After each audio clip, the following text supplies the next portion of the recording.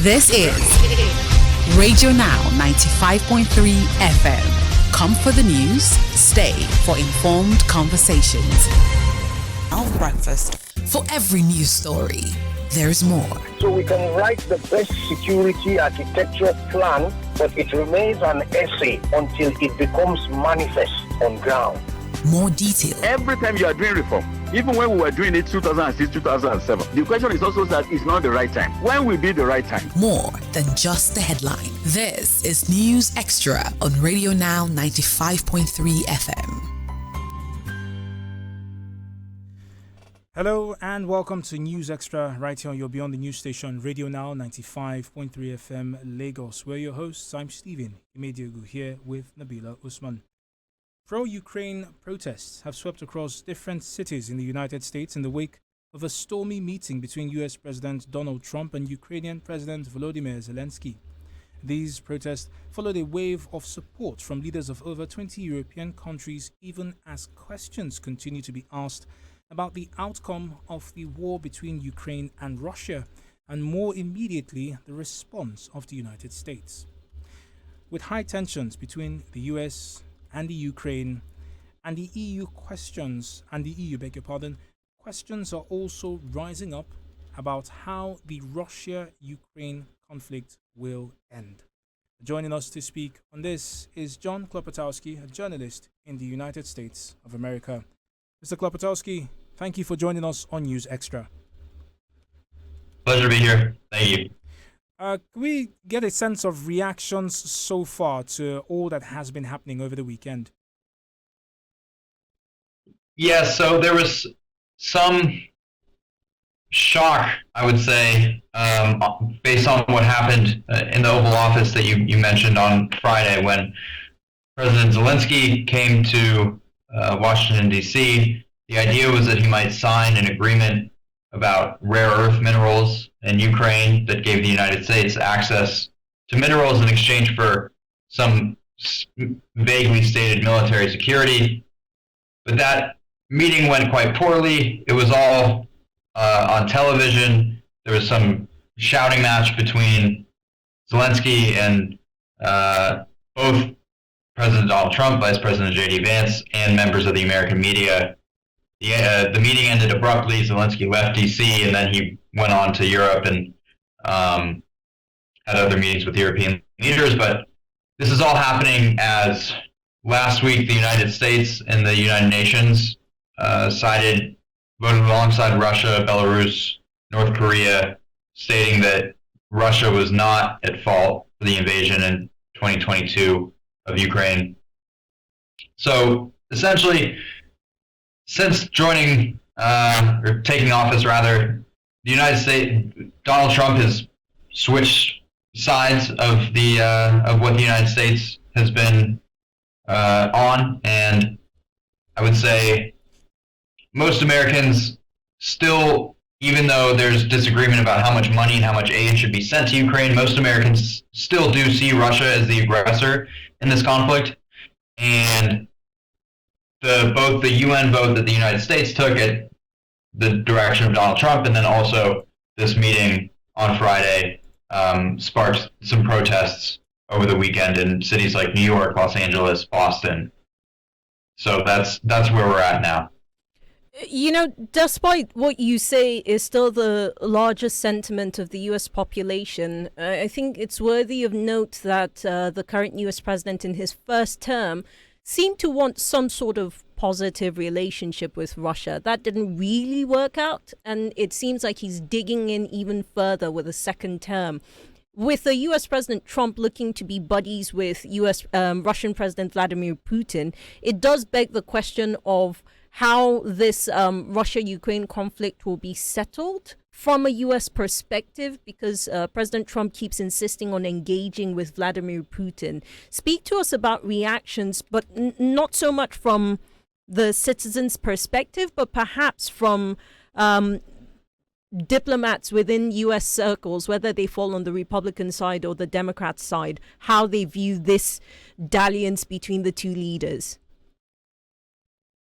It's a really interesting question, and emblematic of shifts within the Republican Party since Donald Trump entered politics almost a decade ago.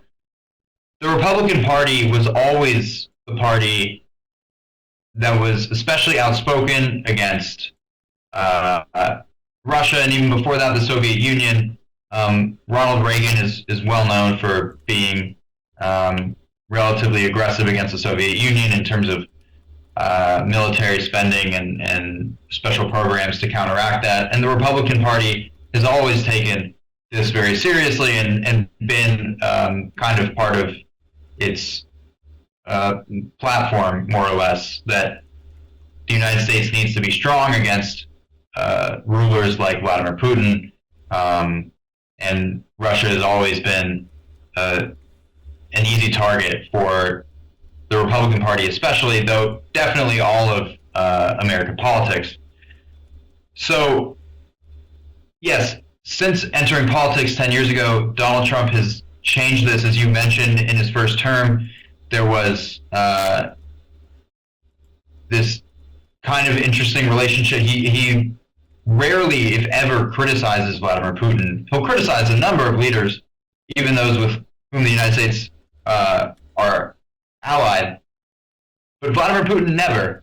And it's not quite sure why this is the case, but since returning to office, he began peace negotiations with the Russians, discluding the Ukrainians. So a couple weeks ago, there were meetings in Saudi Arabia between the United States and Russian diplomats about what type of agreement might end this war, how an agreement could be made without another warring party, being the Ukrainians, is unsure. But there is this relationship here between the United States under Donald Trump and Russia. Now, what that looks like diplomatically, especially amongst politicians like the current Secretary of State, Marco Rubio, a former senator of Florida, used to be very strongly opposed to Vladimir Putin and to Russia, and this was one of his very outspoken issues. But since being chosen as Secretary of State by Donald Trump, he's totally switched his language around. He is very much following what Trump is saying and is very much criticizing Zelensky and Ukraine and not saying anything really negative about Russia, at least in terms of where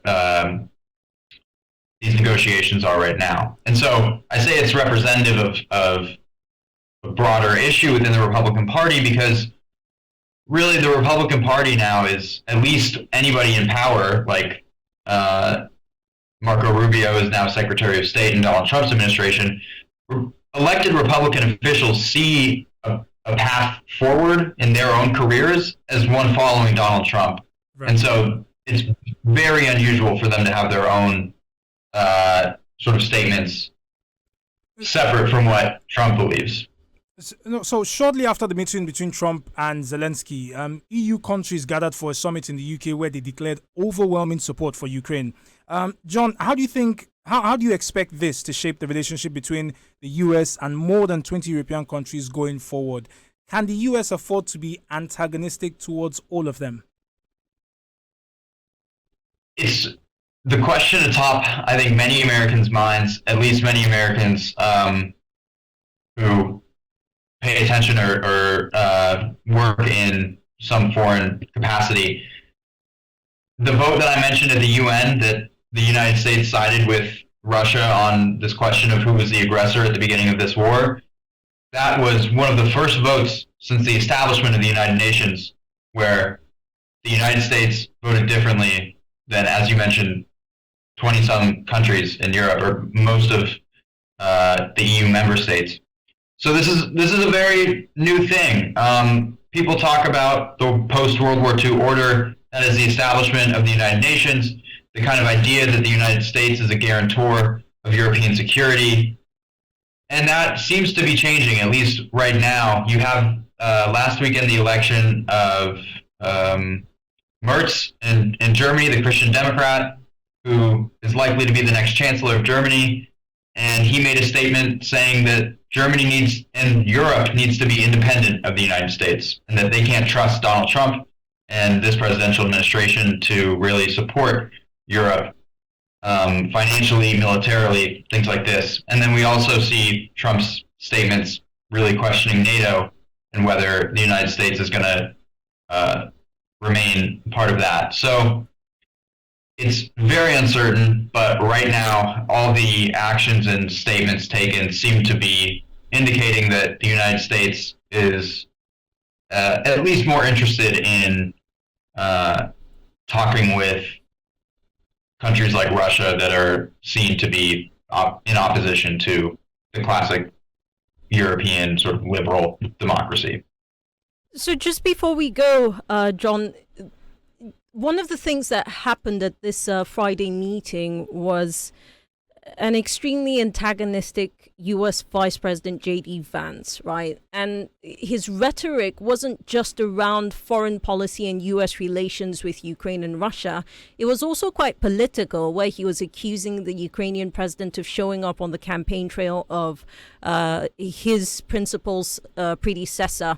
And that demand for, I think it was a thank you, gratitude to the U.S. Well, at this point, I don't even know whether it's to the U.S. government or specifically to the current president. It does beg questions around whether local politics in the U.S. will continue to feature in these diplomatic conversations, whether with Ukraine or with other countries, allies and foes alike. It's, again, a really a question that carries a lot of weight as we move forward. Yes, that whole back and forth about have you said thank you once, and then Zelensky said I've said thank you many times, and then Vance responds, no, have you said thank you today? There seems to be within the Republican Party always an emphasis on thanking Donald Trump and being grateful to Donald Trump, and this personal fealty that is pretty unusual in American politics, where usually people like to distinguish, at least politicians like to distinguish themselves to make some sort of name for themselves. So yes, how this moves forward, generally Americans don't pay a lot of attention to foreign policy. That's sort of a stereotype, but it's generally true, and generally amongst political campaigns, American politicians will focus on domestic issues, economic issues, things mostly focused in the U.S. But this is one that, for the past few years, Americans have cared a lot about, and politicians have made, have throughout their careers, I mean, over the past 3 years, made a lot of statements and taken a lot of votes in Congress or in the Senate about what the United States should be doing to support Ukraine. So, how this moves forward, it's probably not going to be at the top of a lot of Americans' minds, but it's definitely going to be something that I think more and more the Democratic Party is going to try to distinguish itself. And you may see some Republicans kind of try to be a little bit different from the Trump administration, but that's less and less likely given where the party is now. Mr. Klopotowski, thank you for joining us on News Extra. John Klopotowski is a journalist based in the United States. He joined us on News Extra to speak on the outpouring of support for Ukrainian President Volodymyr Zelensky from over 20 European countries pledging their support for Ukraine to pro-Ukrainian protests sweeping across the United States in the wake of a fractious meeting between US President Donald Trump and the President of Ukraine, Volodymyr Zelensky. You're still on to Radio Now 95.3 FM Lagos, your Beyond the News station. We urge you to stay tuned. In a few short moments, we'll be opening up the front pages of our dailies and bringing you the news review. Good morning. This is Radio Now 95.3 FM. Come for the news, stay for informed conversations.